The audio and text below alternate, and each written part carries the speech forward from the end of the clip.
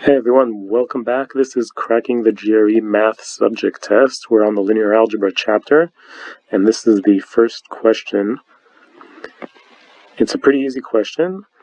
There isn't really much work to be done here. It's just kind of test your knowledge about linear systems, and I'll explain what the right answer is, and then I'll also explain why the other answers are not correct. So we're told that this linear system Ax equals b has two distinct solutions, x1 and x2, that are not equal to each other, and we're asked which of these statements has to be true, is necessarily true. Well, the answer is E. Why is it E? E says that there's another solution different from x1 and x2, which also satisfies the system.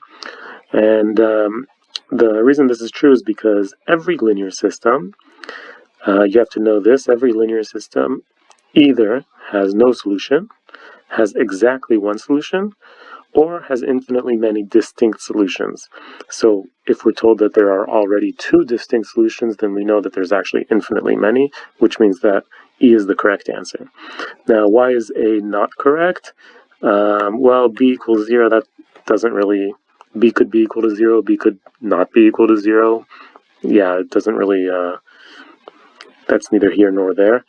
A is invertible, that is definitely wrong, because if A were invertible, then Ax equal B would have exactly one solution. Those are equivalent statements, A being invertible and the system having exactly one solution. A has more columns than rows, that's a tricky one.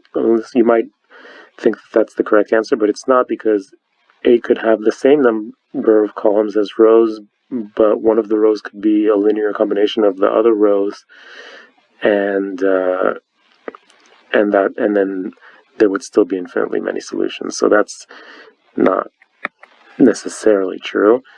And x1 equals negative x2, that's not necessarily true. So the answer is E.